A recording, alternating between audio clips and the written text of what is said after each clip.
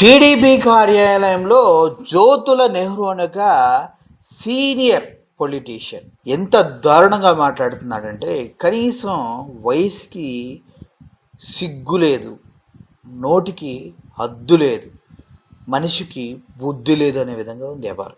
ఒక భార్య భర్తని కొడుతుందంట ఇంట్లో పడేసి, కానీ భర్త మాత్రం చచ్చావు అని ఒక బూతు మాట్లాడాడు. ఆ బూతు నా నోటితో నేను మాట్లాడలేను, కానీ అంత దారుణమైన బూతు మాట్లాడాడు. మీరు కూడా వినండి. ఎందుకు మా ఊళ్ళోనే అలా ఉంది. వీళ్ళు చందరూ చూస్తే ఇక్కడ జగన్మోహన్ రెడ్డి గాని, అంబటి రాంబాబు గాని, సుబ్బారెడ్డి గాని, సజ్జల రామకృష్ణారెడ్డి గాని ఏంటండి వీళ్ళు మాట్లాడేది?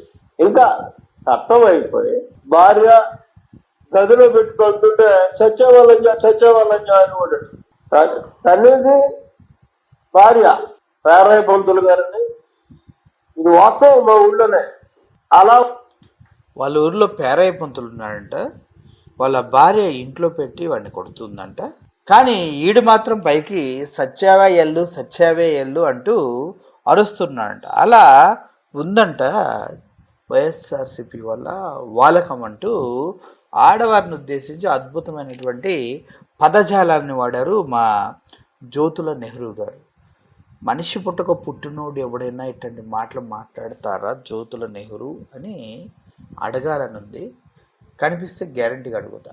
సిగ్గులేని బతుకులు ఇట్లాంటి వాళ్ళని మనం రాజకీయ నాయకులుగా ఎన్నుకొని మనల్ని పాలించండిరా అంటూ అధికారం చేతిలో పెట్టాం. అర్థమైందా మీకు? ఎటువంటి వాళ్ళకి మనం అధికారం ఇచ్చామో తెలుసుకోండి.